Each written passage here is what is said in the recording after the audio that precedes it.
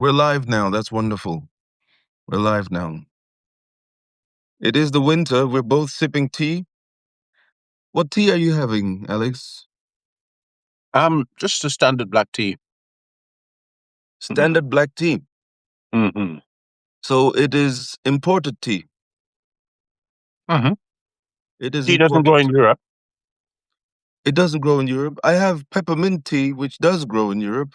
Yeah. And as you sip on your imported tea, we will talk about the decline of the British Empire and what that canvas informs the audience of Dystopia Unmasked, about how the financial nature, the economic nature of imperial decline manifests in Mm-hmm. one sense, and in another sense, how perhaps it can be used as a reader for the decline of global economic structures of dominations in general.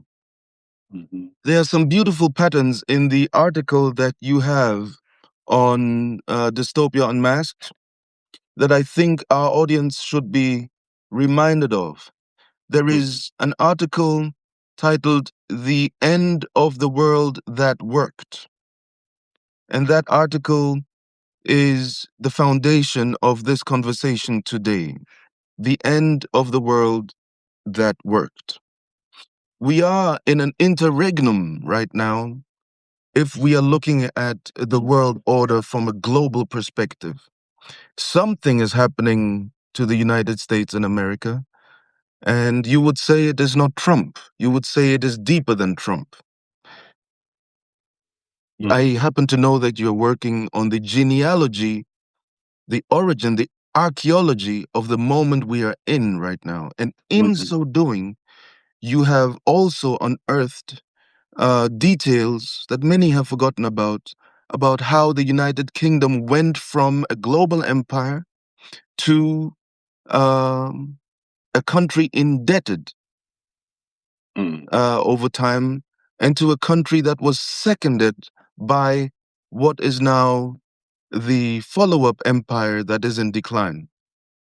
And I'd like to explore with you the essence of the financial dimension of all of this.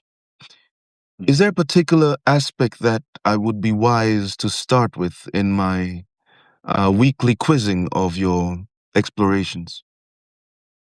Um. Okay. I would. I. Okay. Let me step back because to kind of go forward. Mm-hmm. There is an American economist by the name of Henry Clark Adams, and he says some very interesting things. One of his investigations for himself unearths that um, power in our world, right? So power as it was being exercised in our world, Mm-hmm. and was now financial, Mm-hmm. and that that the state, the nature of the state of the modern state was that it was partially it reflected capture by that financial elite. Mm-hmm. Mm-hmm. And so because the interest or the interests of the financial elite were always expressed within government, then government made decisions based upon the exercise of that of financial power. And that states once Britain had to Britain was basically forced to colonize Egypt by its financial elite in order to recover the debt that to seize the customs house and recover the debt that Egypt owed them. Mm-hmm. And when that money was being lent to Egypt, his conclusion was that the terms that it were being lent on were designed for capture. Right. Oh, So, please give us a brief definition of what capture means in this context. well, the lending and the interest rates Mm. were going to be unpayable. So his conclusion was that the intention hadn't been recovering the debt; it was control. Right? That was his conclusion. And he was not a conspiracy theorist in anything. He followed ledgers. I mean, quite the discipline following the money. Mm-hmm. So this is Henry Clark Adams, and he comes to some conclusions. One of the conclusions he comes to is that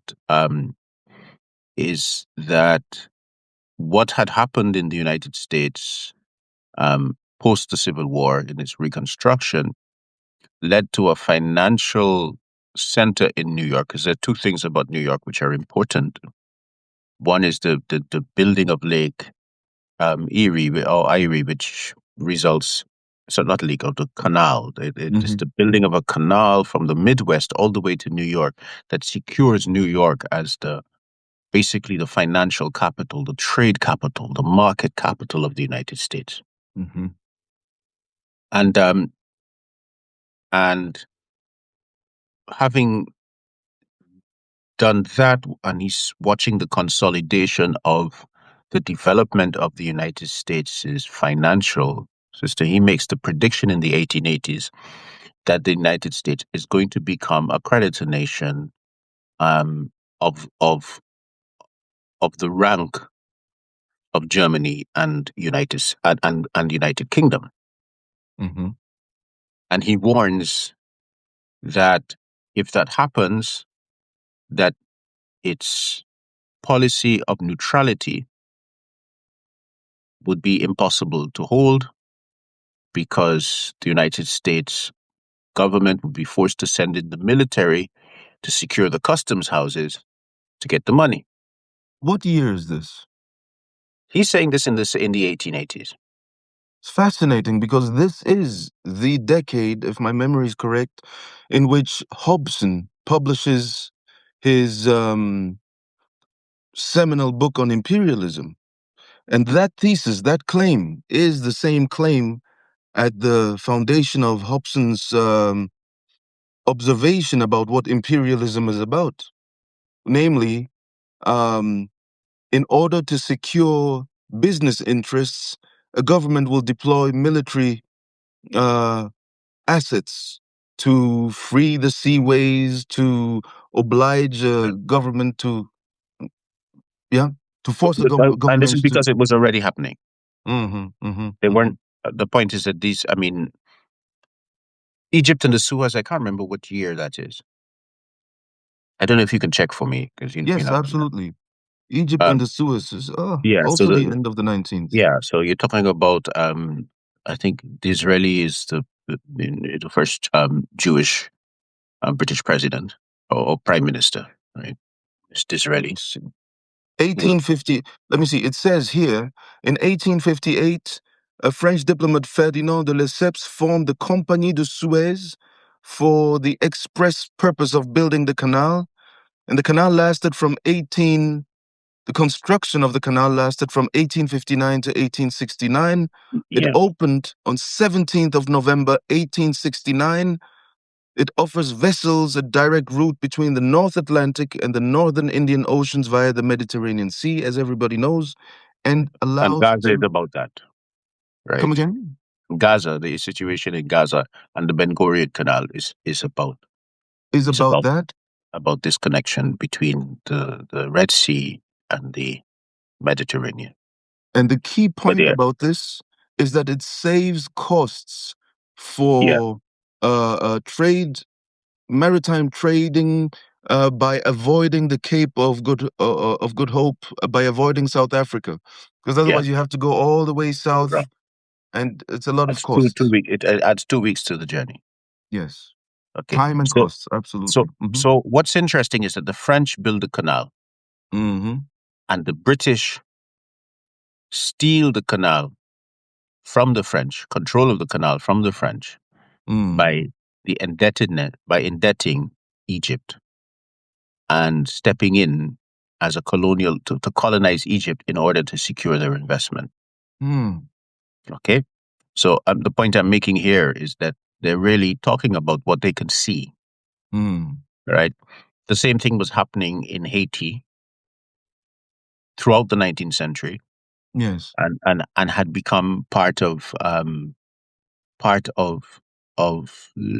how imperial powers behaved in Latin America. So the Germans or the Spanish or the French or the British, if they had lent money to to Latin American governments, recently freed Latin America, recently independent Latin American governments who fought the Spanish on borrowing from the British and the French, Mm-hmm.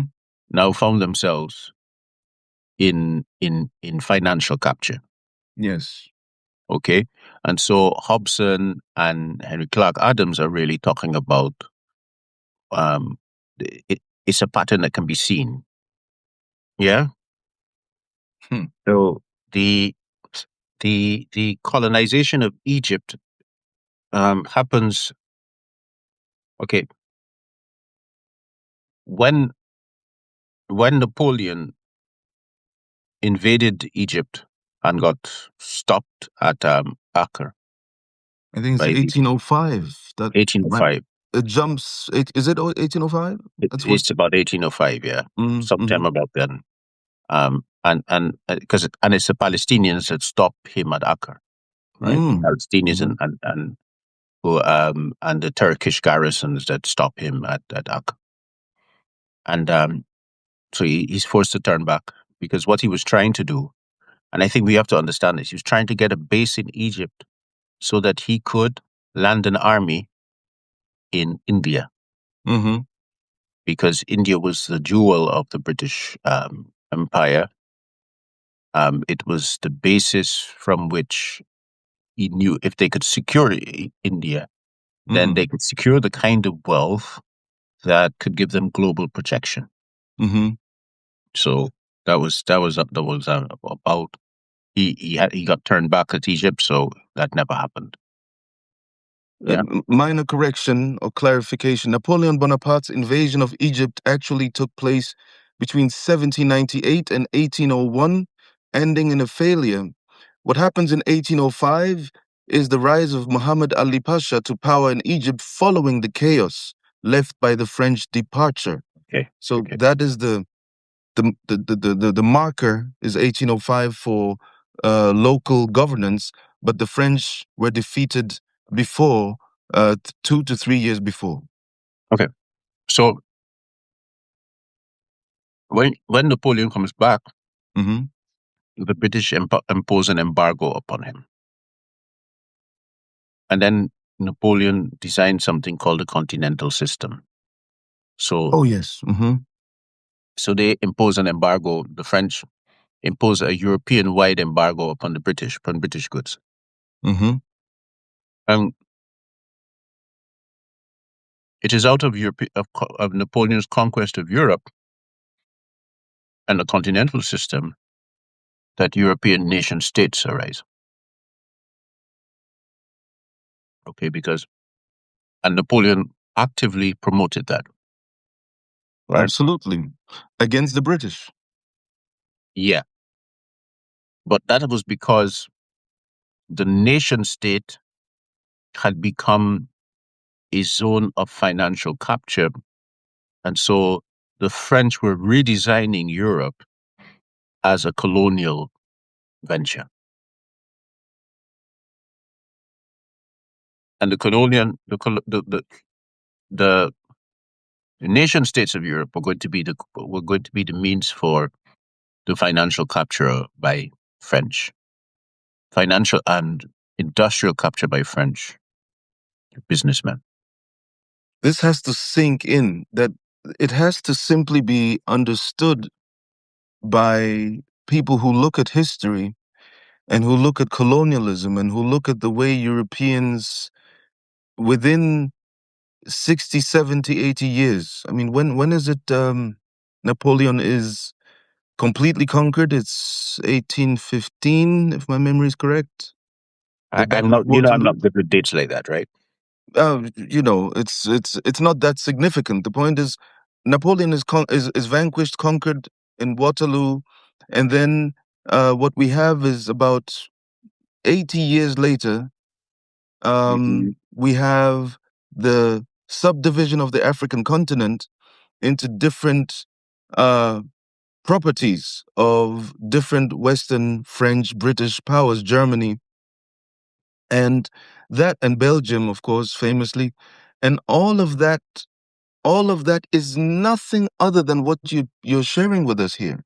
There is a technology of how to stabilize one's own nation or state or one's own polity through the exploitation of far removed territories. Okay. But I'm saying something else. Ah, I'm saying that the Napoleon was first practicing this on Europe. that's what you're saying. Exactly. And what I'm saying is, this is where they have it from. And for some reasons that can be explored and explained later on, merely 80 years later, they are using the same technology for territories much further removed. Precisely. So so that what happens is that national capture becomes the technology of the new financial power. Can I throw in something here? Hmm. Are you saying, and I would say that it sounds very much like that, and there's reason to believe that that might be so, that the moment Europeans no longer have access, the moment African neo-colonial possessions uh, interdict European access to their resources, Europeans will turn on one another the same way they were fighting one another in the time you're talking about? I can't say that. I don't do the predictive thing at all. I look at patterns.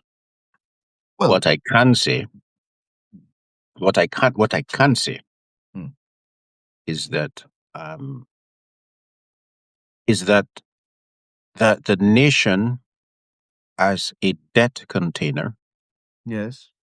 and as a either a source of or a manufacturer of industrial goods Mm-hmm. in Europe was Napoleon's imperial plan.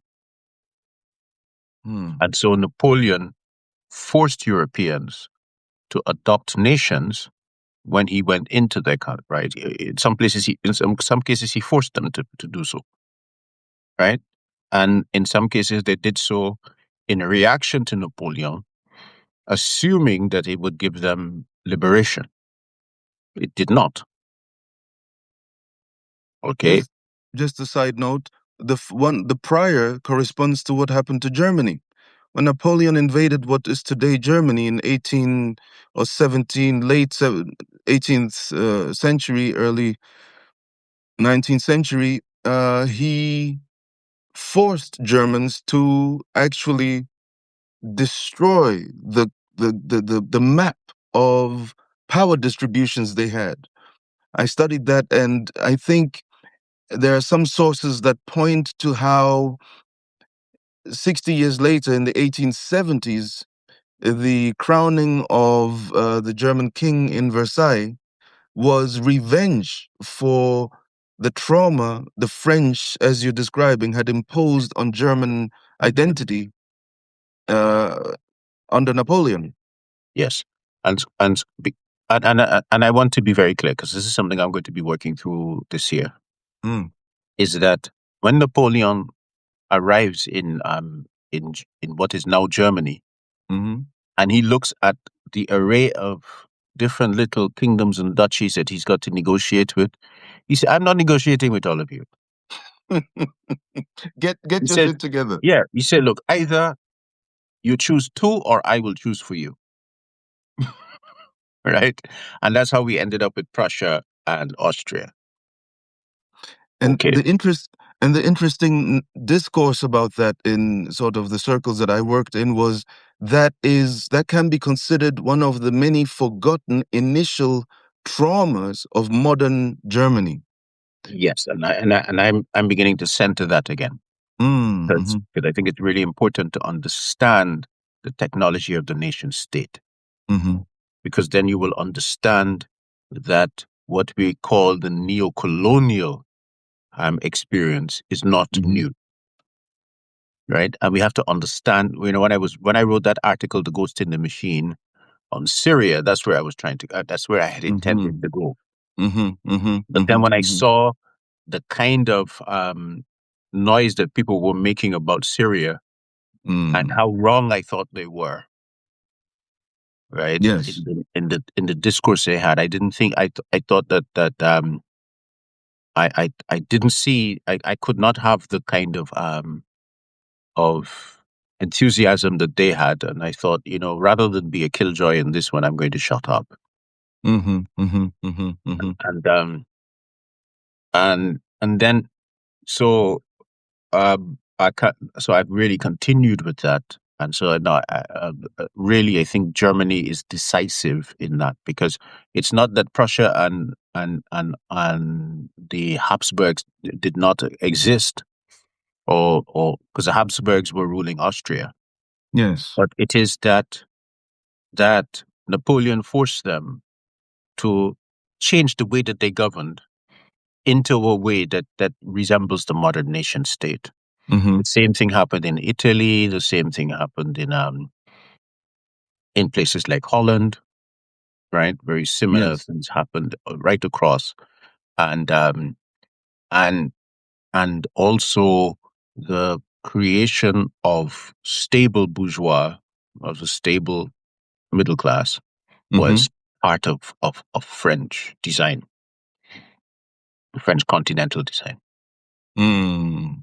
Okay, um, so now I'm going to step back, because so what what we're seeing, what Henry Clark Adams is talking about, and Hobson are talking about, because I haven't really read Hobson, I must admit. Oh, but I will. I think I can vouch for that very very succinct summary. That essentially, I mean, he precedes. Oh, hello. Is the connection I'm still here. there? He precedes Yeah. Lenin, who is one of the predominant authors about imperialism in the literature by, I mean, what, 30 years or something like that. And it is Okay. said that essentially his contribution on imperialism was perceived as betrayal to the British um, decision making class. And for him to point out that making business with the United Kingdom was Hmm. essentially inviting British military to come and control you, Hmm. was, if you will, the essential 1-2 punch of the imperialism theory that is still valid today. Yes. So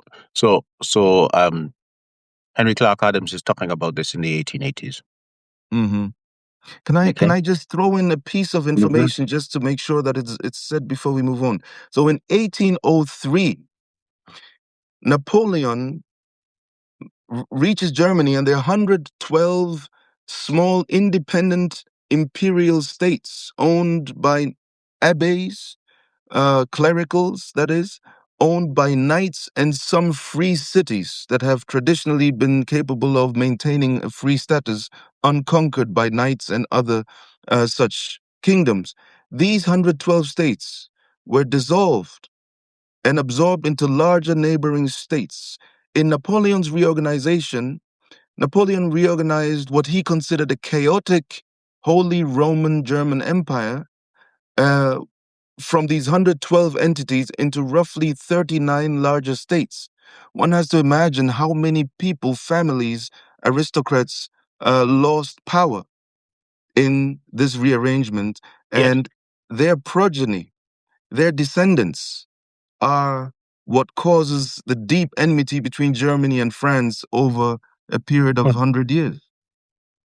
Yes, but we have to also remember that that if you look at the Mm, French-German border, mm, mm, it mm. is always going to be a sign, an Alsace, Yes. right?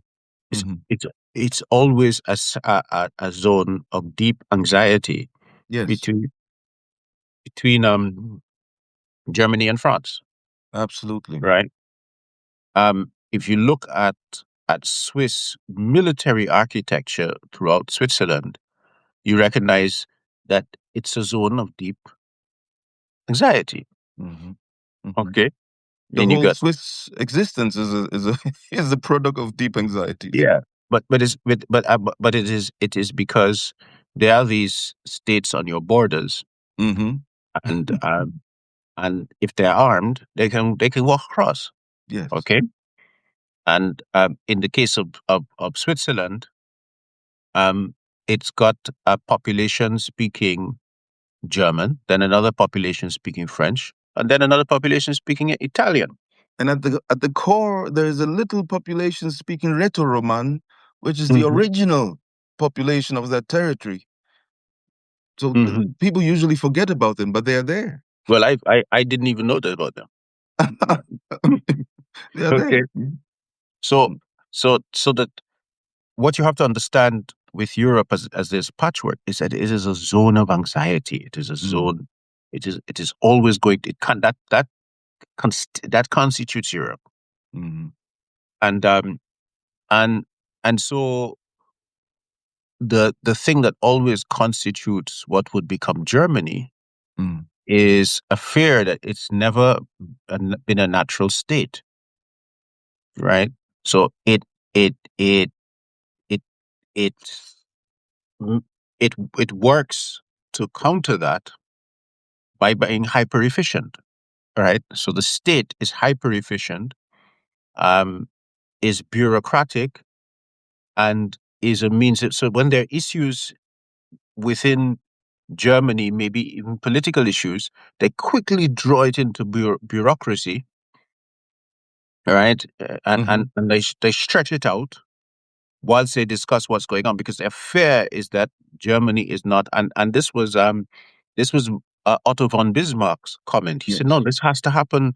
We have to be patient with that," because they wanted him to force it. He said, "No, we have to be patient with this," right? Because he recognized it was not a natural state. Okay, Mhm. so when you see Hitler come along later on with his Aryan theories, trying to foreclose the difference, right? You're Aryans, Mm, right? This is what you are, right? This is about the unity of Germany, right? And then a secure outside. If you're not that, then you're outside, right? mm, So mm, it's really fascinating. Anyway, the point is that this nation state technology is at its core of its formulation mhm, has a financial um, has a core of financial colonization, which is in the design, and that is what Henry Clark Adams is saying. mhm. Yeah. Okay. So when There's we so you've said so much here. So if I were to highlight anything, what you are saying is it is very spectacular to see bombs flying, to see warships engage in cannon boat diplomacy. It Mhm. is very spectacular. It makes headlines, and there are victims, and the Mhm. bereaved are screaming. Mhm. But what underlies all that is a financial architecture that the layman may overlook, not see. And in the world that worked, that architecture is a load bearing factor. And just because we don't see it doesn't mean that it's not there. well, well, it's precisely because we see it that we don't, Mm. right? Because it is so widespread that we don't. Mm. And we're talking about debt. We're talking about investments. We're talking about control through debt. We're talking about exclusion of investors. We're talking about exclusion of competitors We're talking about the design and the distribution of the world. We're talking about money. How British did pound. how did pieces of paper, Mm. which had been promises to pay something, Mm-hmm. become money with the payment of nothing that is promised, with the necessary payment of nothing promised? How did this become global? Mm. That is the question. Okay. That is the essence of the financialization as a colonial project. I don't care whether you're China, whether you're what, this is your money. This is your method. You know, if you're Ghana and you got gold in your ground, this is your method. You give good gold for paper or electronic tokens. That's my point. I'm trying to tie this in with the title, The End of the World That Worked. And the real. So what we are talking about is that this order, this monetized, financialized infrastructure of commitments Mm-hmm. also is subjected to fluctuations and to crises. You want to take me a place I don't want to go. Okay.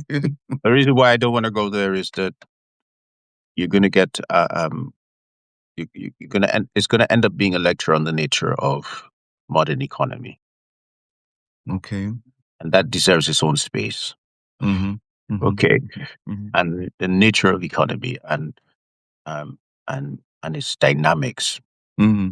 that deserves its own space. I wouldn't touch that now. That makes a lot of sense. But we are talking about the end of the world at work. And I'm biased. I have a particular interest. I'm looking at what is going on in the US right now. And I'd like to take from the genealogical work you're doing anything that informs me and that equips me to properly read what is happening now and where it's going to take me. Is that a reasonable expectation to bring into this Uh, conversation?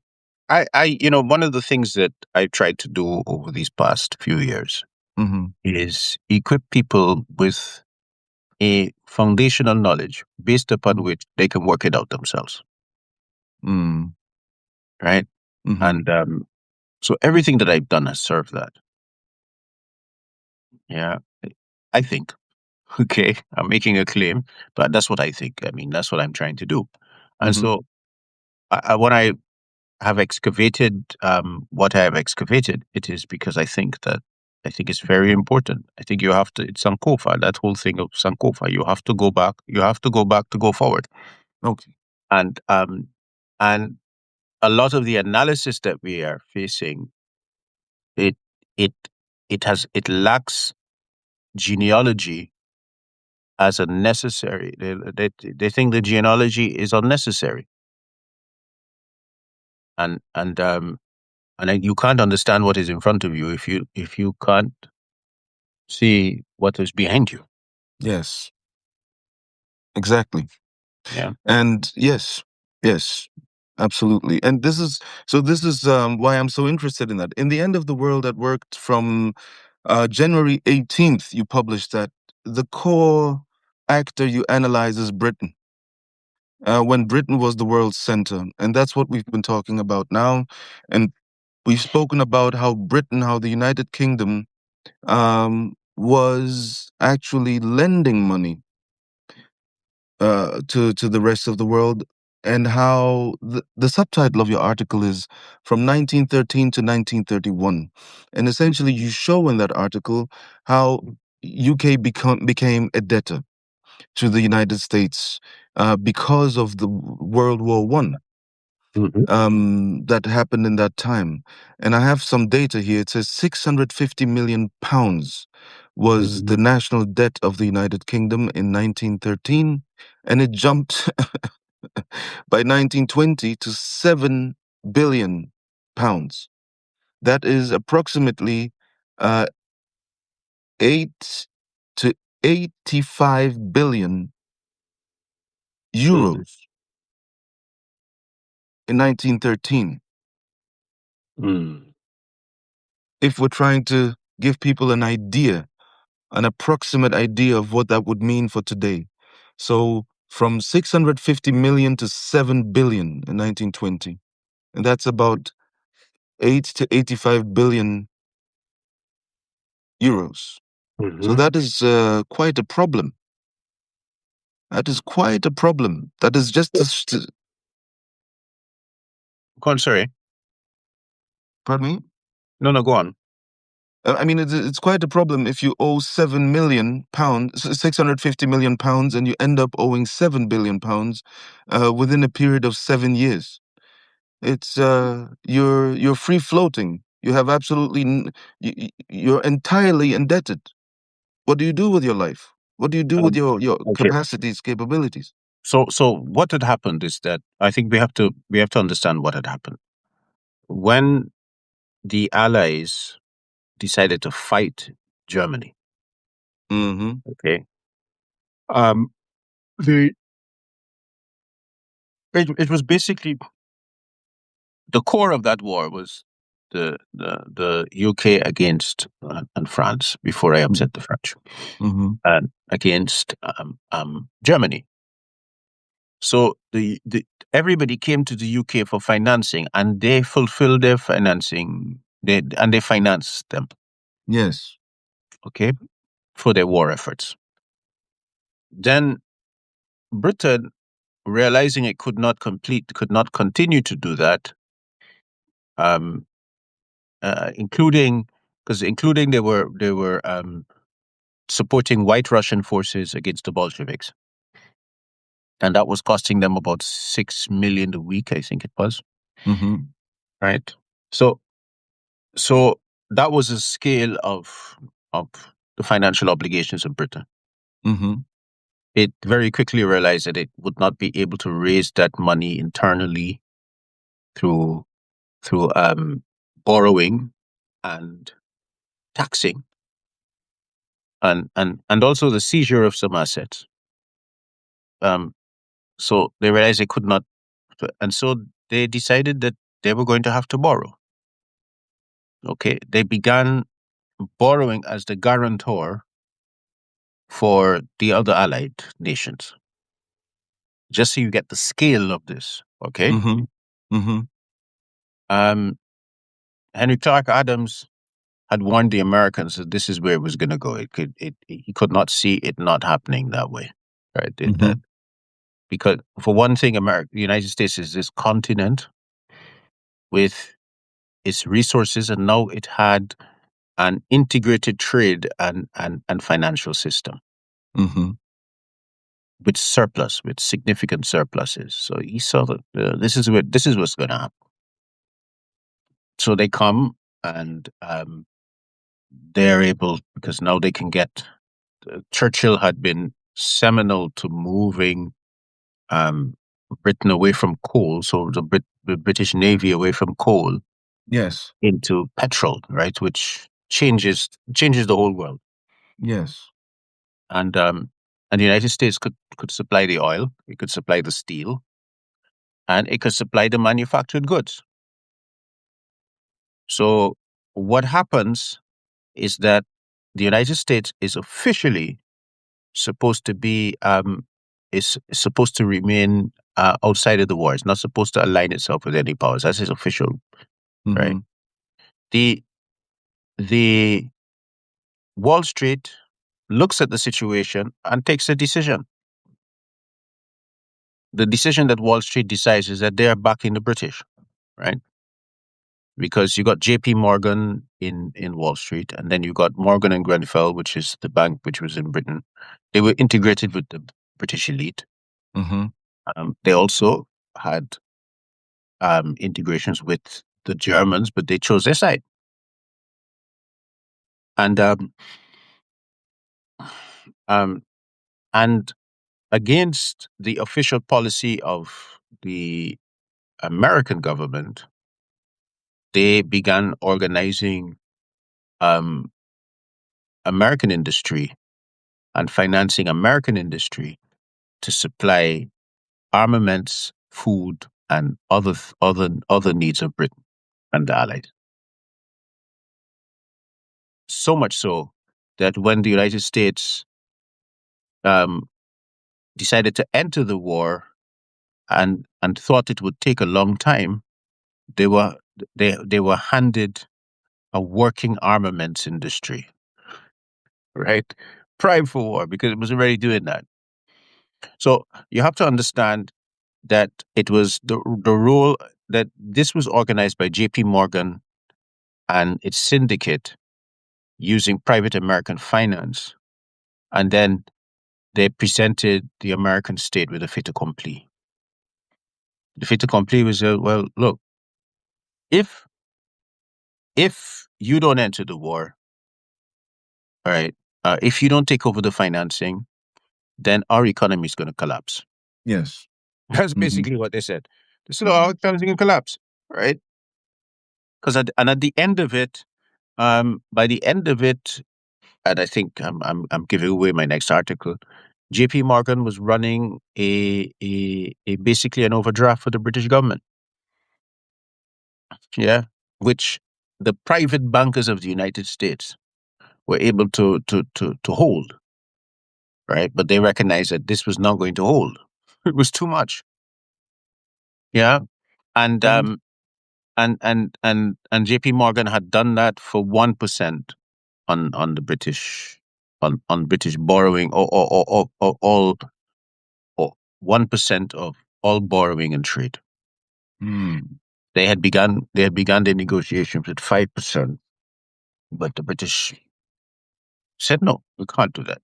Right? mm. So the point here is that the that Britain had taken on the burden of ensuring that the European allies were financed because they were the only guarantor that could do that, and they wanted to win the war. Okay,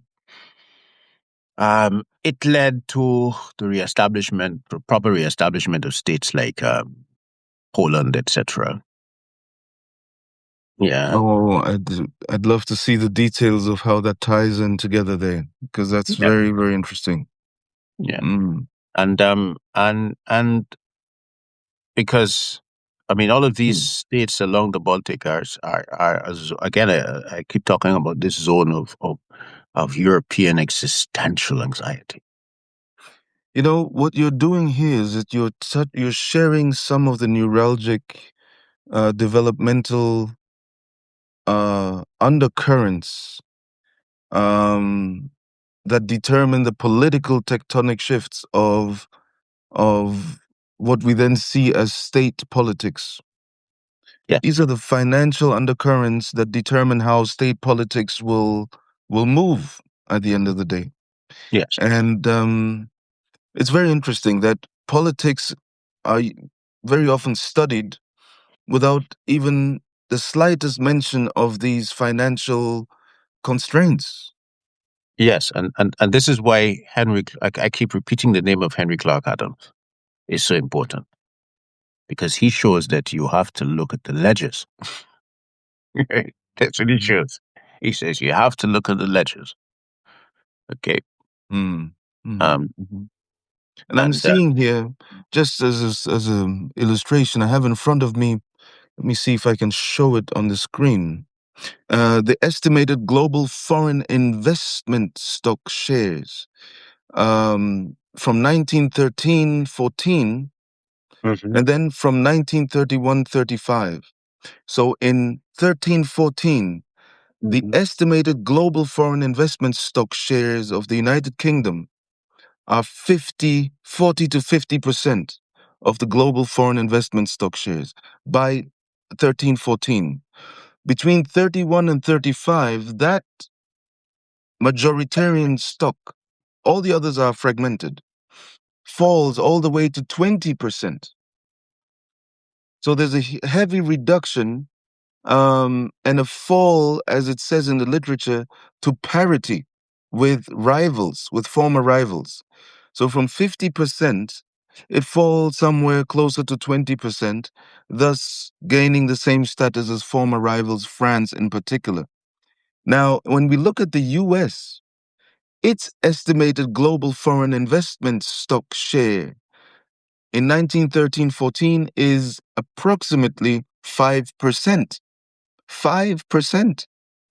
In 1931 to 35, there's a shift of its estimated global foreign investment stock shares to 50 to 60%. So in those 20 years, from 5%, the US moves to 60% approximately and becomes the dominant global lender. Everyone else in Europe declines. France goes from 20 to 10, Germany goes from 13 to 5 in that same period of time. And the US bloats up from 5% to 60%. And what we can say is, as those born a century and a half later, almost, uh, no, I mean, it's a century later, sorry, we've seen how the US has been able to successfully manage and maintain all the way to the 90s, mid 90s, that dominant status as a global lender. Yes, I mean the only challenge to the United States as a global lender is China. That's why it's so worrying for the United States. It's fascinating. It's fascinating. And so the point of the article, I keep insisting because I really love the perspective that you bring in this article, is in the title. Is the end of the world that worked. Mm-hmm. So that particular moment, that particular shift and transition is experienced by the people in power, the power money brokers, as a shift of the world that worked. But then jumps in JP Morgan. I don't want to center the rest of the conversation on him, but and you say that you might be writing about it. So let's look forward to that on Dystopia Unmasked. Yeah. But would you want to continue from there? Because I have so many questions there that I don't really know which one to throw at you first. So maybe I'll let you speak before I start asking. What the British are discovering is that the colonial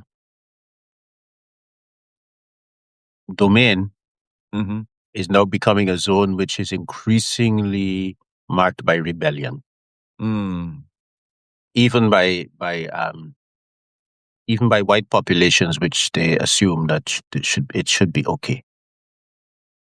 Okay, and they're starting to think about independence and so on.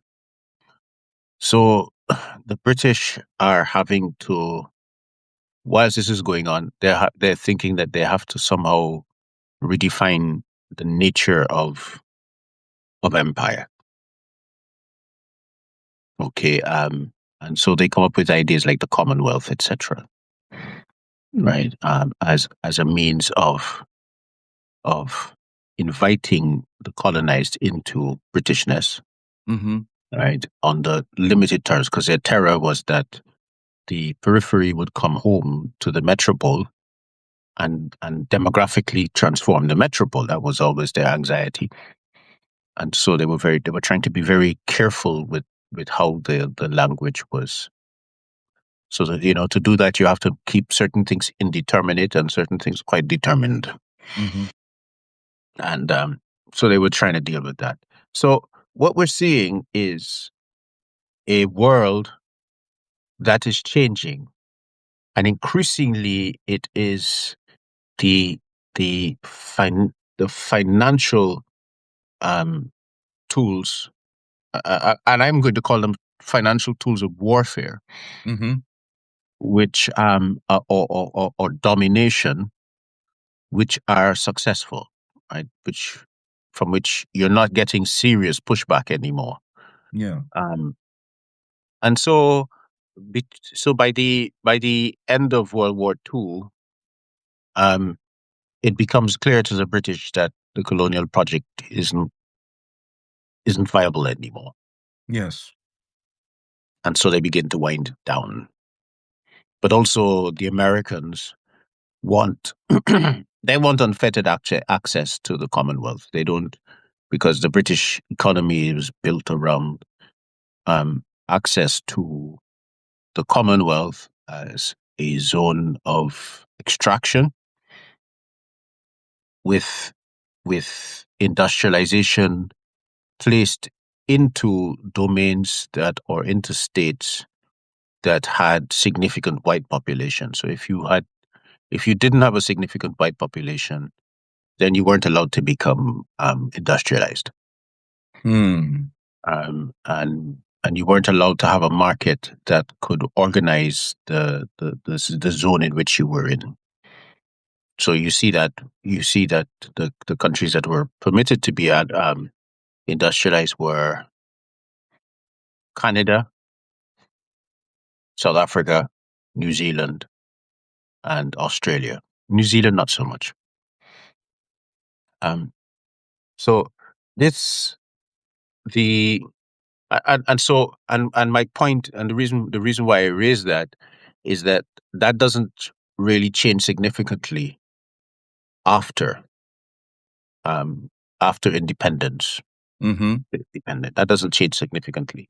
What what the IMF will lend you, right? Um, and because you're in a zone that if you needed to do any of those things which required major foreign investment, right, either in skill or machinery, etc., you had to borrow, and the metropole or the colonial centers just refused to lend it to you. And I know that because I sat through as a child, was able to listen to the discussions of the people who from the colony, from the newly independent states who were trying to do that. Because my house was one of the places where some of those discussions would take place, Mm. and and yes, in which the discipline of these things is that you hear them, but you never say anything, you know. Uh, Mm. but yeah, so I'm telling you that I know, right? I heard how the discussions were dealt with, right? How old And were how you and about? I was this period in my life, I'm between 16 or 17. Yeah. So even to the advice on how to deal with them, Mm. right, etc. I mean, no, my house was seminal to that. Um, and this included people from, or technocrats from the continent, Mm-hmm. from the African continent. Mm. Mm-hmm. So whether it was Latin America or so on, right? Yeah. In fact, even people like the Russian ambassador would come to my house. Mm-hmm. Right? The Americans wanted you to go to them. Yeah. Um, yeah, they wanted you to go to them. That's their thing. Hmm. And so they avoided they avoided humiliating themselves by coming down to these forums in which the discussion would take place. And so, um, but still try to influence it. Eh? Mm-hmm.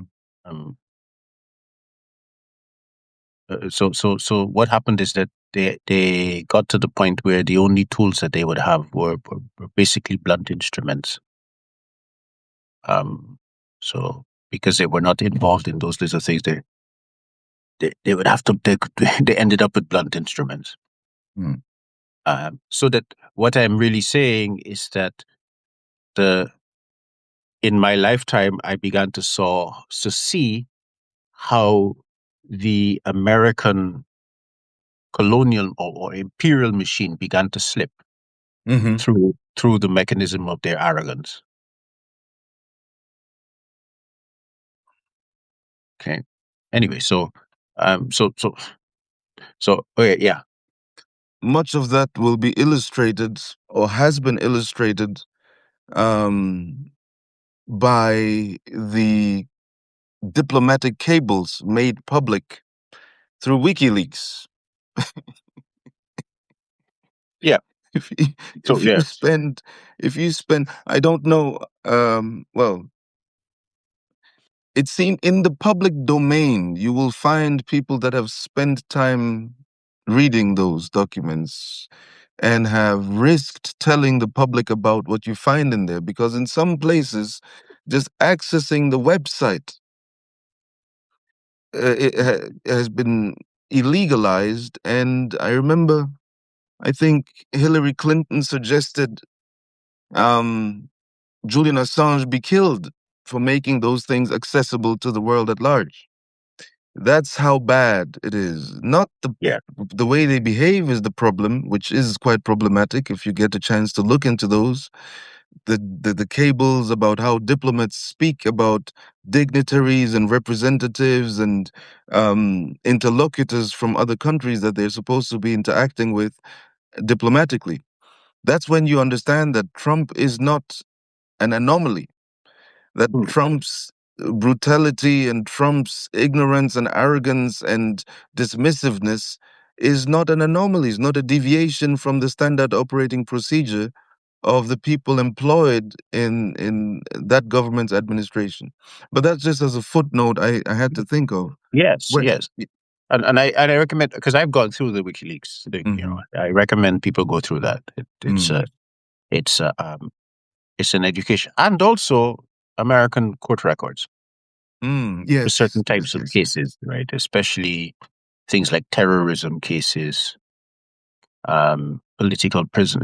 People like yeah, especially if they're under public. You need to go through them. I recommend you go through them. You'd be surprised at what you discover.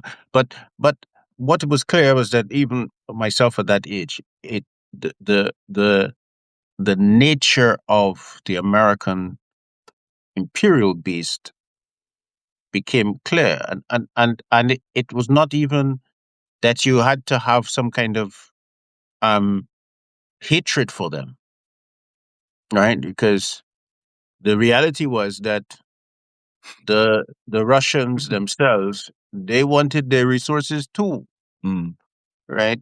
And they were they were as hard a bargain on a bargain as the Americans, sometimes even tougher, mm-hmm, right? So they wanted, being very clear what they wanted in return for what. mm, Chinese were some of the most ruthless in that way. yes, Yeah. So I think one of the things that you realize is that, okay, this is the way that powerful states behave, mm-hmm, right? I mean, yes, China at that point was not a powerful state, or was not considered a powerful state. mm-hmm, Considered, right? Um, but the you could see that in within the system, states behaved the way that they did, right? And if your state became stronger, or was negotiating with a weaker partner, you'd see the same patterns of behavior, right? So you realize that it's in the architectural design. Okay, okay. So coming back to the end of the world that worked, I'm really focusing on the period, on the genealogy of the development of the American state as a federal republic, and then its emergence as an imperial power that disavowed its imperial nature, its imperialism, right? So it was an imperial power, but it's not an imperial power, mm-hmm, and mm-hmm, and how it has to perform that. So I've become very interested in that, because it is the Americans that shaped this um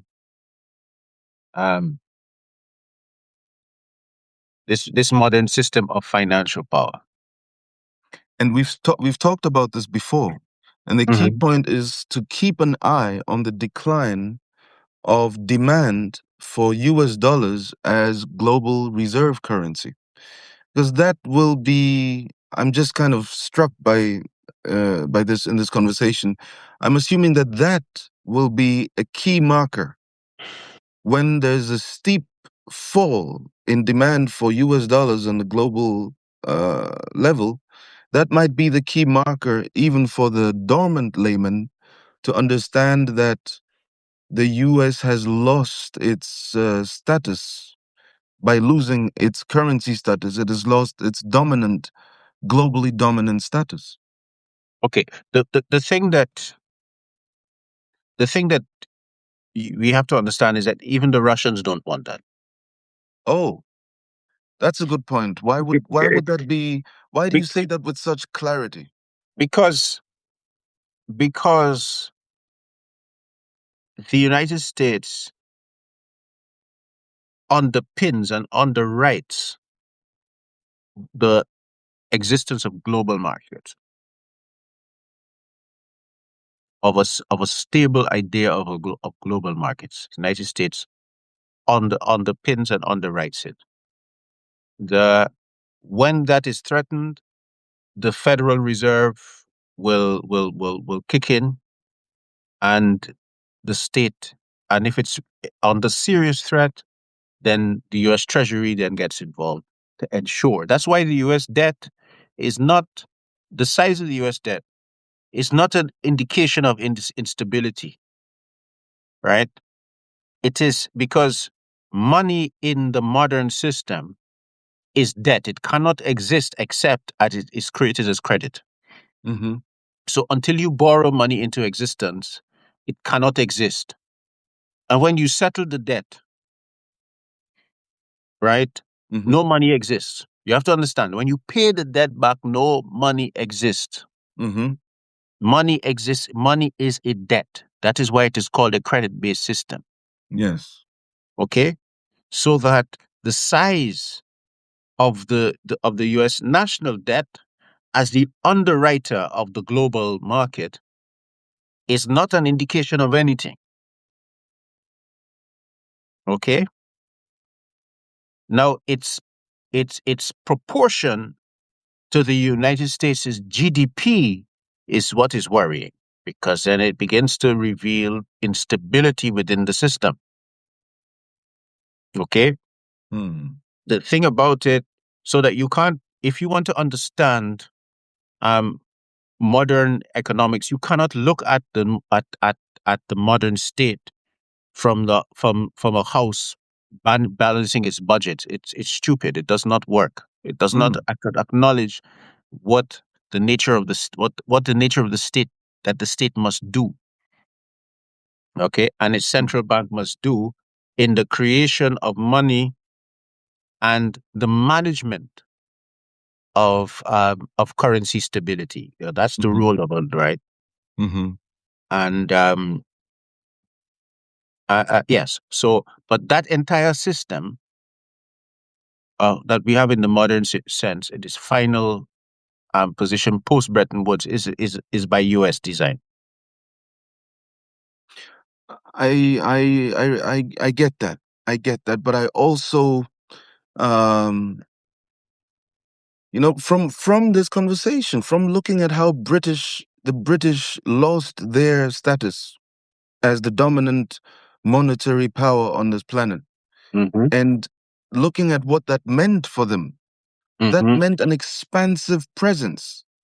And if Mm-hmm. we look at the fact that the dollar as reserve currency has gone down from, let us say, the year 2000, when it was, if my memory is correct, somewhere between 75% of global reserve currency.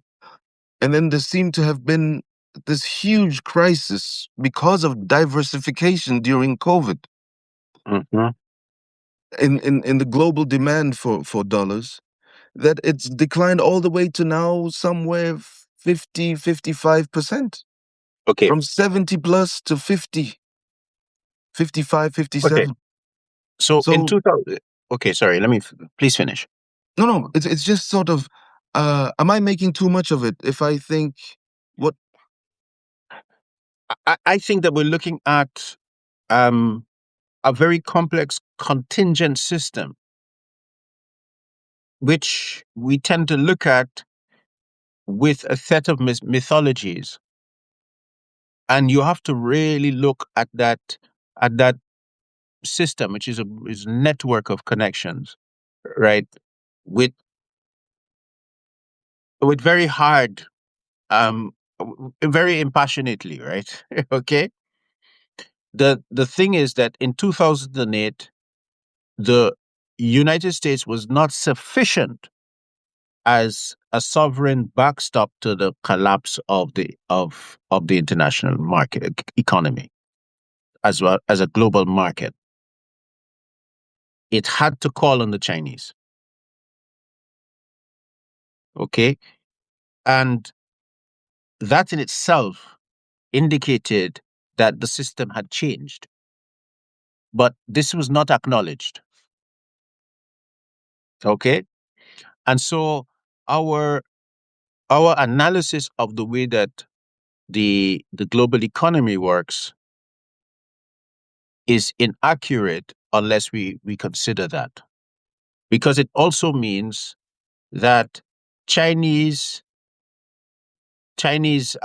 markets and debt, right, and its internet has become a significant enough player that when the American capacity was exceeded, right, they could call upon that, and it delivered the stability, right, which they could no longer deliver by themselves. Okay. And we're dealing with it there are two ways we're dealing with it. The Americans took that as a stinging rebuke of themselves, right? They're embarrassed by that. Um, and two, in order to maintain the narrative of their the centrality of their power, they they have failed to pursue what is then necessary after that, which is a more collective mode of market governance, of global market governance. Okay. And so that already had indicated the decline of the dollar's proportion of of of um of exchange dominance. Okay. But the question is whether that is necessary for the stability of the international system or not. I suspect it is. Okay. But they are theologically closed to that possibility.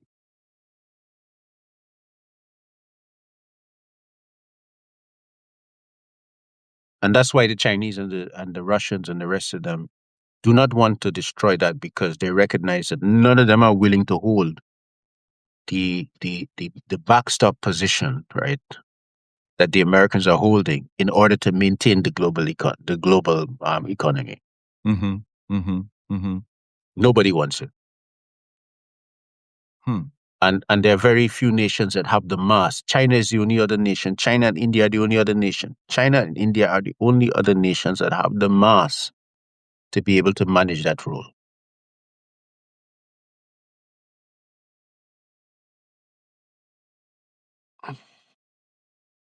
An interdependent world never said it was an easier world to manage. No, but the Americans don't want that. They do not want that. They cannot. Their sense of themselves cannot handle that. I have to go back to your article on Trump Mm-hmm. as an expression of the moment's anxieties in the United States, and not as the expression of an anomaly, Mm-hmm. Yes. because it's all kind of making sense in a way that you know, you're trained, or at least I'm trained, not to listen to anecdotal, intuitive interpretations. You know, Mm-hmm. when I have such a moment, I'm like, hey, there's a decline going on, um, and there's an increase in autocracy going on. Uh, is it causality or is it correlation? And intuition tells me that it may be leaning more towards causality than, correlation, and that it may have something to do with this context. Okay. Are you talking about autocracy in the United States? Yes. Well, the boomerang, what Aimé Césaire qualifies as the imperial boomerang, in a sense, I was surprised that uh,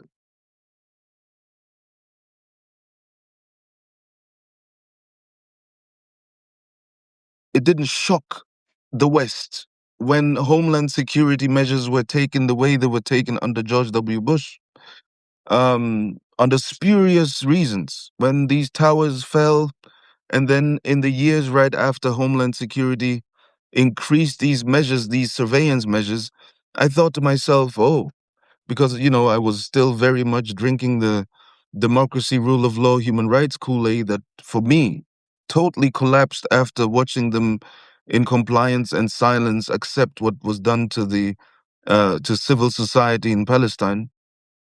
Because the whole narrative was democracy protects civil society, human rights protects civil society, the rule of law protects civil society, and none of it happened.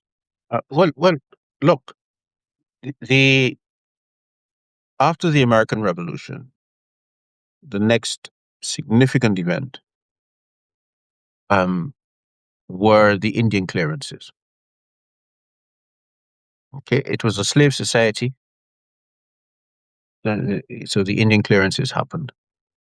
Then, then with the Indian clearances, um, the slave economy, the plantation economy, got a second wind Mm. and was doing very well. And the Civil War was fought. The American Civil War was fought um, over which economy was going to be dominant, the one of the North or the plantation economy. Hmm.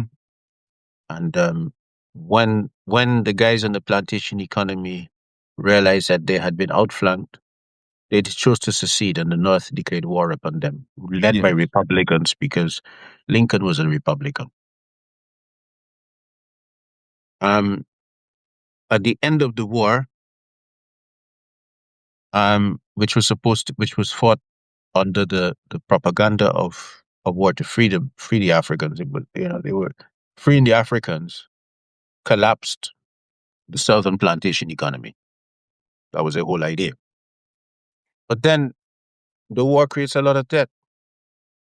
And they look at the situation and they realize they need to get those black people back onto the plantation to get some cotton if they're going to pay some of those debts. And they did that. And then the but the lynchings, etc. That is, what I am cataloging here is Indian clearances, racial violence, which continues until the 1960s, right? Uh, and we're talking about scale. What happens in 1960, after the 1960s, is that you can't legally just hang somebody when you're ready or burn them alive or whatever you could do and have a whole population watching it. It could be in the newspaper, nobody is charged. Right? That's literally what was going on. Hmm. Right? You couldn't basically hold people in debt bondage in the way that it was done because it was replaced by debt bondage. Right? Peonage. Look at the American the rules or their laws. There's a whole legal history that you can quite easily uncover on all of these matters that I'm talking about. So I have receipts, and I don't need to bring the receipts. The receipts are publicly available. Um. So what? what I'm saying is that this narrative of the United States being the place of democracy and the rule of law and all of that, right? Because once the civil rights movement, which stops all of that nonsense from happening, happens, what you see in the United States is the militarization of its police, and particularly the militarization of policing in black communities. Yes. Okay, look at when the SWAT teams and so on were created, and they were given military grade equipment Yes. and so on. Right? It's after that. So I'm saying that you really, this is what you're dealing with. Having a slave population of 3 million, it's the largest largest prison population in the world, and the prison population in the world is basically a slave population because they work for pittance. 13th Amendment. I was just Right? looking it up.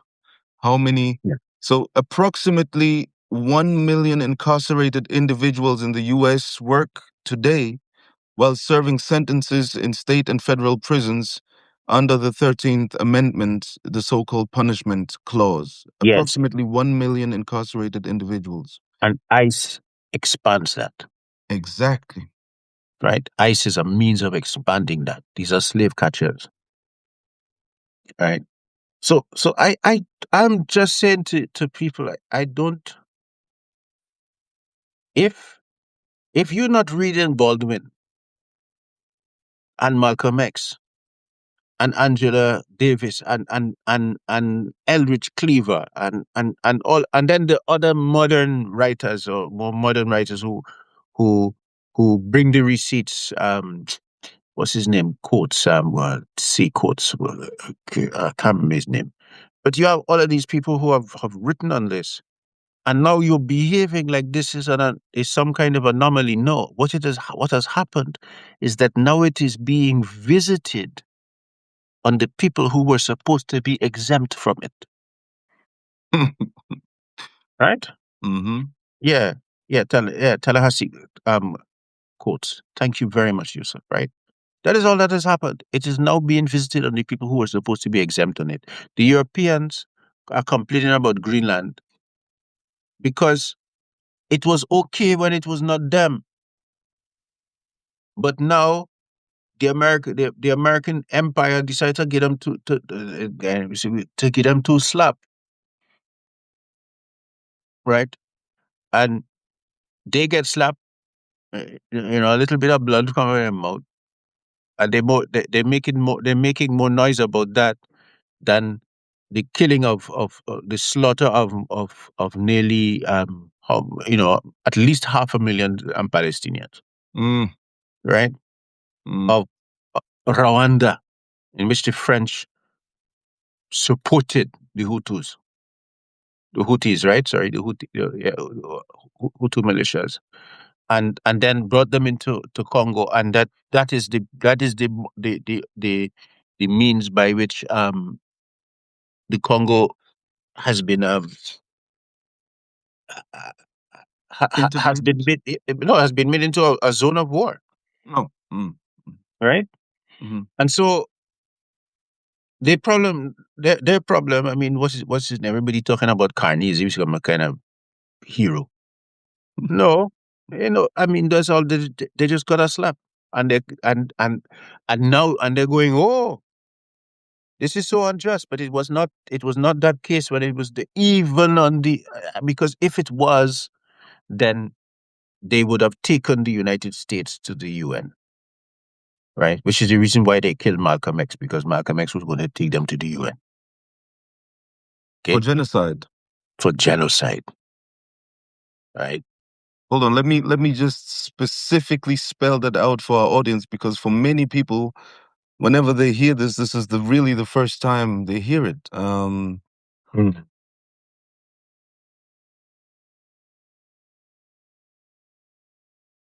Let me see if I can find the exact case. In 1951, African American activists William Patterson, Paul Robeson, and Du Bois We charge genocide, submitted a petition to the United Nations accusing the U.S.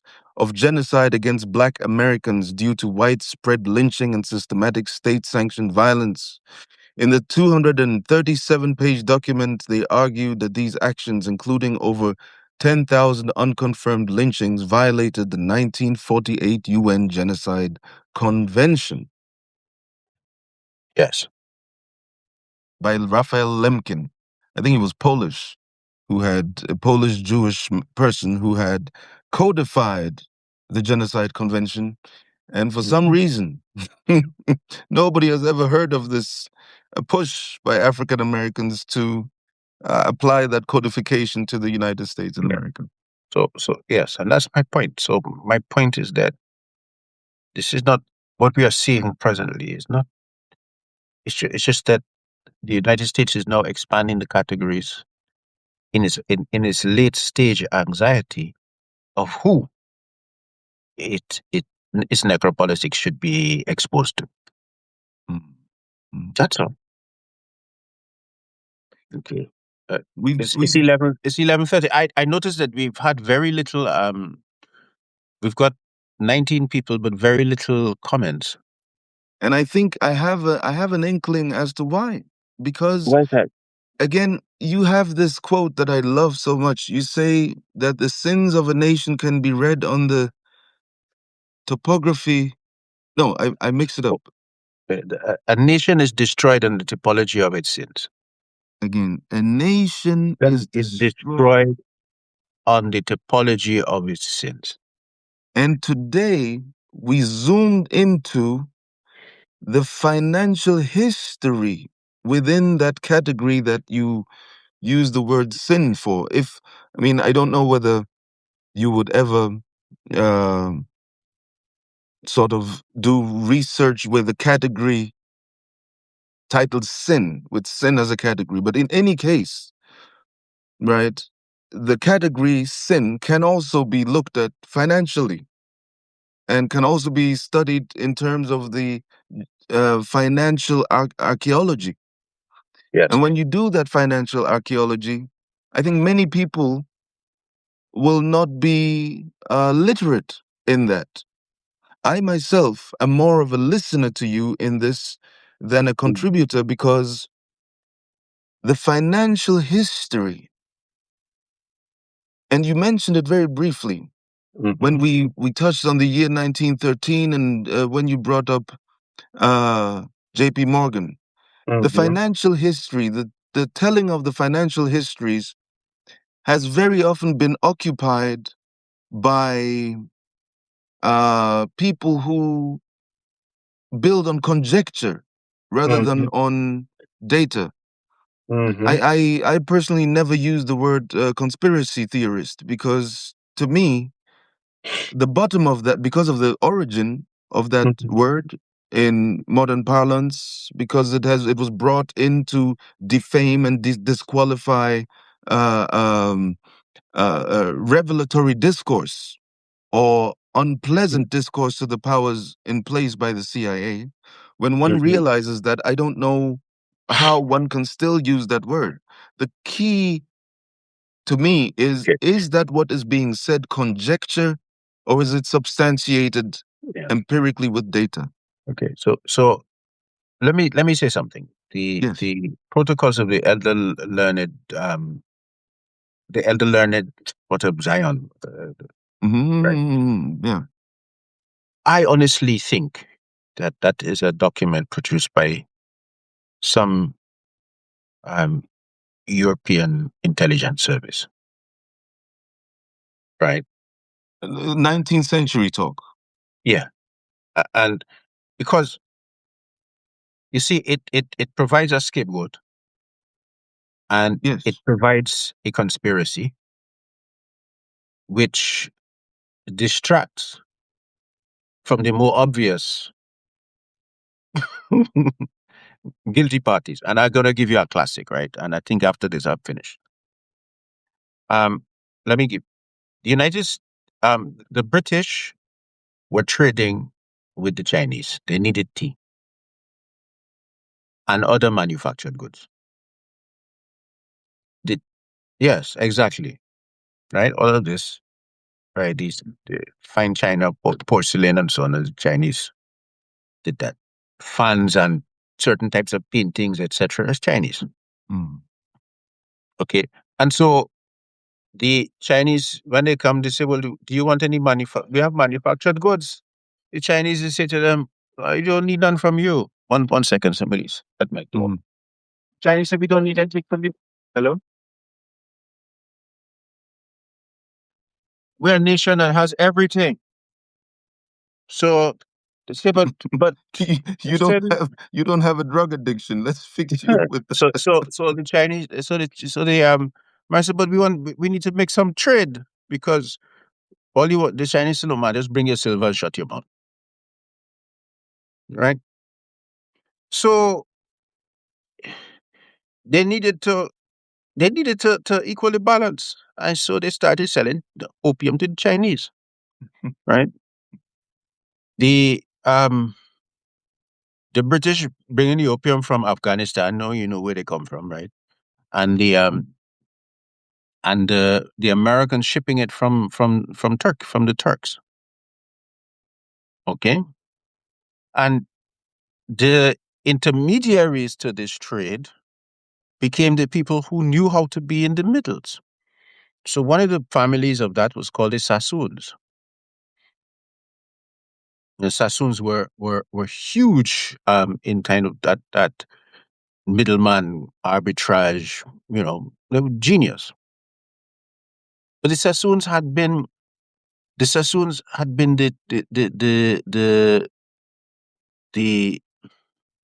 minister of finance in Iraq, in Baghdad, Jewish family. Mm. And when they changed the governor, the government that they brought in was corrupt. And a whole load of them, not only Jewish, but also Muslim and others, fled. Mm. And so the Sassoons ended up in India, around about Bombay. And eventually they saw the opportunity in China. Right. And the Chinese one is very simple. You have these zones. If you're a foreigner, that's where you can go. You can't go anywhere else. Right. And the Sassoons, so Siegfried Sassoon, who is a British war poet, is a descendant of the Sassoons. Okay. Siegfried. Yeah, yeah. Um, so because they became part of the British establishment, right? They're not the only ones, right? Some of them Jewish, some of them Parsi, right? So they were fleeing they were Persian. The Jewish ones, they would have um this is what was useful. The Jewish ones, they would have Hebrew, Arabic, Farsi, English, and other languages, right? So the Farsi ones would have Farsi, Arabic, and other languages, right? So there were two things that could happen: is that even if you seized their notes, you couldn't read them, right? And and so on. But these were people who knew how to work in the in betweens. But they were providing a service to the East India Company. Okay, but suddenly they become the ones who are the most corrupt and they call it. Right? You understand? Mm. So that shaping of the narrative, I think intelligence services did. Right? The shaping of the narrative by the weaponization of a particular kind of racism. I think they did that.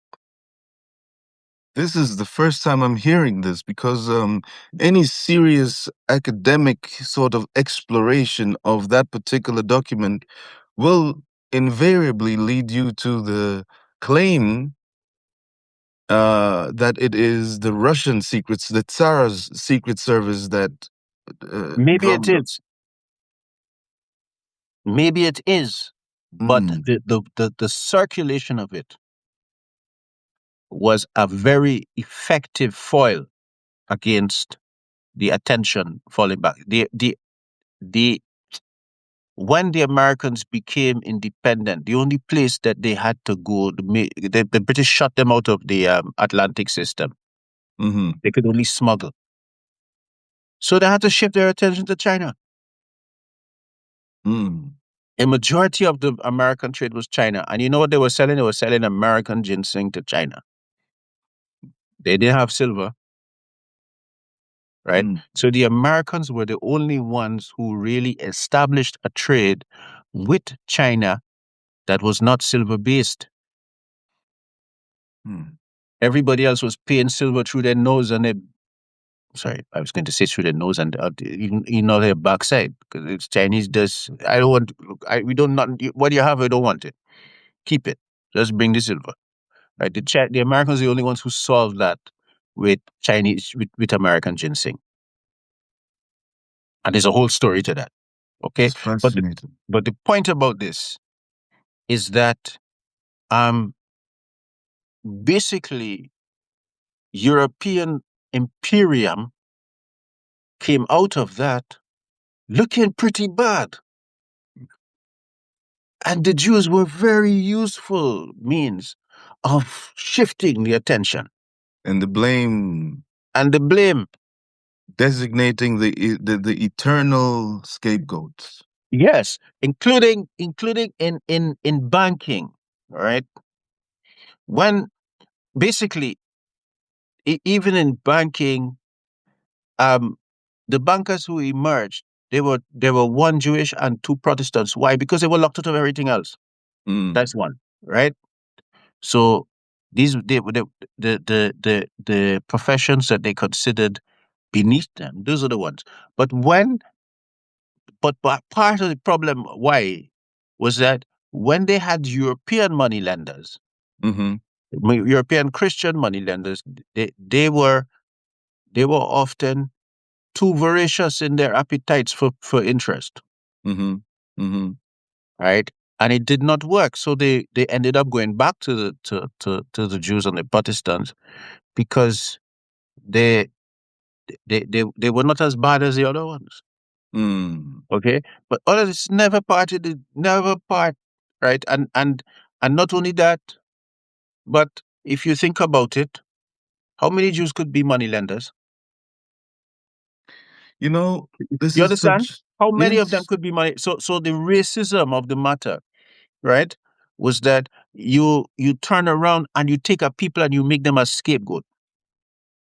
I mean, but there was a tradition of that. It wasn't something that there was an old tradition. I'm thinking of Hannah Arendt. I'm thinking of her study in the Yes, origin of totalitarianism. yes, but what I'm saying is that if part of it is that you that those prejudices shape the way that the investigations are conducted Yes. in a manner that conceals evidence that spreads the blame. Okay? I mean, there's so much evidence for that, for what you're saying. There's a Yes. lot of evidence for that. Even later, I'm thinking now of there are three things that have jumped to mind as I'm listening to you. Mhm. One is the Dreyfus affair. I think it is Yes, the Dreyfus 1891, 2, affair. 3, Yeah. where Germans and French, because of what we were talking about earlier, because of Alsace, because they Hmm. can't handle their regional disputes about territory, what do? They blame a Jewish guy, Dreyfus, but it was proven that it They wasn't a lied on Jewish, the Jew and on Dreyfus. right? So that's 1890. Yeah. I remember maybe 1860 to 65. There's a guy named Maurice Joly. Hmm. That's the second thing that comes to mind. Maurice Joly's there's a piece that he wrote which is a dialogue in hell between Machiavelli and Montesquieu. It seems to be that much of the political um No, no, I'm confused, curious. I can also tell you how I came across that. I was in Strasbourg, Hmm. and there was this piece that was being presented, Dialogue en Enfer, Dialogue in Hell between Montesquieu and Machiavelli. And I went in and I sat in because, sometimes you're walking through a city and there's a theatrical presentation and you have time. So I sat in it. Later on, I was to discover that the conversation about the content and the substance of that damned document, this protocols, etc., is deeply sourced in Maurice Joly's piece, from Maurice Joly's piece. So you don't actually have to go read that. You can just look at this thing that was 1860s piece of drama. Actually substantiates what then ends up in this document. Yes. And the third thing is, of course, Hannah Arendt's elaborations about the nature and the origins of totalitarianism, and in her quest to understand and explain all of that, how she explains the medieval roots of the marginalization and the creation of the forever scapegoat, and where she shows the tropes from Christianity, Judas, the people, the Christian, um what is it when you blame someone forever? Rancune. What is that?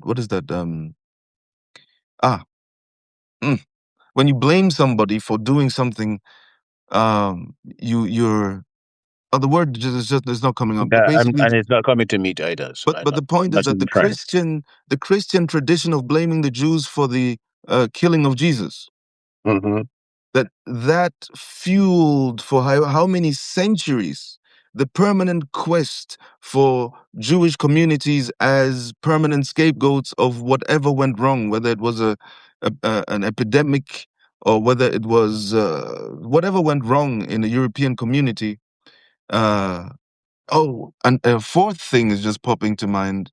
I think we talked about this. You helped me identify the causes of the crusade when we talked about it briefly on phone. This 1099, the crusades to Jerusalem, killing 10,000 to 70,000 people. Too broad, And too broad. We were too broad, too broad. we're going too far. Yeah, But too just broad. to say, the idea of killing Jews on the way to Jerusalem, wherever you met them, destroying synagogues, etc. Belgians, Germans, French doing that on their way to Jerusalem. It all feeds into this scapegoating tradition Europe has when it comes to dealing with their Jewish Well, minorities. I would say to you, please, Mm, it's not something that Europe has. The European elite has. the European elite. Thank Okay. you. Okay. The European elite has. Would it make even more sense if we said the European Christian elite has? Well, the European elite is Christian. That's So it's like, yeah. so. And by the way, this leads me to a question. I mean, we've gone astray from the key topic, but which is how the world, No, but the no, end of the world at work. but what I was saying to you was that in order to distract Yes. that from these core, very extractive methodologies, Mm. that that scapegoats were found. Scapegoats were And I was designated. using, and I was saying to you that I think that Protocols of Zion Mm. document Mm. is a document produced by an intelligence service for precisely that. A monument to scapegoating. Yeah, and then reused by other intelligence services as a means of distraction. And yes, because the reality of the matter is that the kind of states which require taxes, etc., the receipts have never disappeared. Right? Right? Because I look at them. Okay. And so the receipts have never disappeared. So you can just go over and go through the receipts. Yeah. Yes, The Crusade Through Arabis by Amin Malouf is on my shoulder, my shelf there. Thank you, Surya. Um, and yes, so um, the receipts, there are receipts. So even I'm talking about, and in particular, I'm talking about China because Chinese businessmen through the Forbes family, a major Chinese businessman through the Forbes family, invested in the building of the American railroads. Now, I told you this is a huge gap in my, and it's been for 20 years. I've postponed studying the railroad economy of the US, the political economy of the railroad system in the US, because I'm Yeah. convinced that it plays a huge role, but I've never had the Okay. time to sit with it. So if anybody, okay, I think we have to wind up, right? Because it's long. But Mm. there's some books I would recommend to people. Um, and people I would recommend. I've been talking about Henry Clark Adams Hmm. a lot. This text, anything by this guy, Capitals of Yusuf Capital. Kassis. Ooh. Hold on. Yusuf Cassis. Not familiar. He's Lebanese, Mm. incredible scholar of banking. Capitals of Capital. That sounds amazing. Yeah. So next one I would recommend is another book by Yusuf Kassis. The World of Private Banking. Mm. Is that Yeah. also macro historical or? Yeah, but it's banking, so you have to have receipts. That's awesome. Hmm. Right. Um, and I think, I mean, because there's some other texts, but you don't need to go read you don't need to go read the kind of literature that, I mean, you got people like Perkins, Mm. okay, etc. But you don't need to go and read the kind of European tradition of conspiracy, which Yes, that's which is which the protocols of the learned elders of Zion is his mm, ancestor, mm, right? mm. You don't need to read that kind of literature that purports these It's millennia got. long Mm. millennia long plots and so unfolding. Because if you know anything about the reality of of political situations, it's very difficult for anything to survive that long, right? They end up fighting once once you have power, the anxieties come and you start to fight each other, right? And so you don't need, just go and follow the receipts. This is, Which is it's our it's method. Our method is structural. We follow the receipts. mm. All right. Fascinating. Absolutely All right. fascinating. It's been So a long one. just to be sure, this is an injunction against absorbing conspiratorial conjecture and an injunction to reading documented banking history as through the source you just shared. Just to make sure, because the German positionality requires clarity in dealing Yes. with this particular substance. Yes. So just to make And sure and and that and it's on and and, record. and I want people to know that I consider anti-Semitism racism, Um, I mean, and I don't deal with racism, uh, and I I'm don't deal with the essentialization of any people. So, exactly, right, exactly. if you want to bring that, if you sorry, and to be inflated, you want to bring that shit to me, I will, I I I will I will deliver receipts and destroy your position, That's the thing. and I will not be kind because I have seen what it has done to people, right? And I'm We not, don't and I've not been kind about it anymore. we don't have time for that. That is the problem. We have no time for that. And if I can add a bit of my own stance on this, is that a lot of what is called anti-Semitism today is a misnomer for Judeophobia. Yes, that's why I don't call it. That's why I call it racism. I'm not dealing with any kind of. I don't Right, deal with that nonsense. I don't call it anti-Semitism. Sorry, just yes, judophobia. right. Because if you think about it, anti-Semitism Hmm. would have to include technically uh, Islamophobia, because linguistically and ethnically speaking, Semites are peoples that Yeah, but include I'm a Muslim. both. Pardon me? But I'm a Muslim. I'm not a Semite. You're not a Semite, but that's a Arabophobia.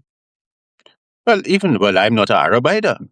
But that's the point. It would have anti-Semite would have So to include. Thank you for the yeah. cleaning up of that. Mhm. Exactly. I can't be here pointing to clean and chirurgically clean terminology and slip up at that point. So it would have to be Arab and Jewish and other What about ethnicity. Ethiopians It would have to and be included in Eritreans? the right. So the term anti-Semitic is quite problematic to me, and I think I think that a world that that the world of races that the mm, Europeans imagined, the zoology yeah, which is proven to be a nonsense. social. It is a social construct, but it is a it in all practical, scientific and sociological terms, it is a nonsense.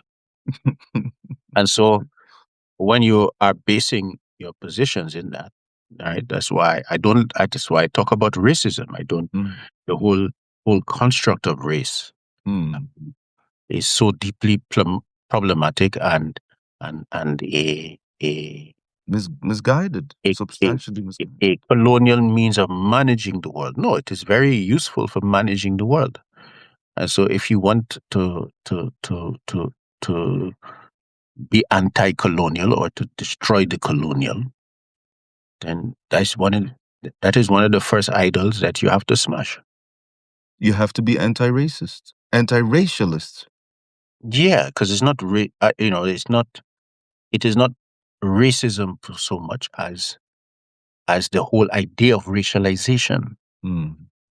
right? As a means to order the world necropolitically. Which brings us to the ICE situation in the U.S. Okay, I'm stopping because it's too long. We'll stop here. I don't want to say anything about that. Yeah, but Yes. yeah. So I hope that that's useful. I hope this is not another one of those videos that that will disappear Mm. because What do we have? What do we have? I didn't do a backup thing of it. I didn't do a backup recording of it. So we have Crusades Through Arab Eyes by Amin Malouf. If anyone is interested, we have The Word Shouldn't Mean Any and All Criticism of the Wide Zaire Empire and should refer to opposition to Semitic populations, the Zionist activities since the Balfour Declaration being anti-Semitic for the past century. Yes, and more would be an accurate usage of the term. And Yusuf Ahmed says, racism is structural tool like utilized the way borders are in the envelope of necropolitics, question mark. Is racism a structural tool like utilized the way borders are in the envelope of necropolitics? Well, I think that people will always make borders, and that borders are, so this is where we begin and you end. Okay. Um, in in that article I wrote called the Lumumba option, Mm-hmm. I really explored where, the whole white black um diode emerged, right? I said it emerged on the slave ship. So you had a few Portuguese, and then eventually Portugal ran out of people, so they had to take other people from Christendom, right? And so on the ship, it became white and black. Mm-hmm. Okay.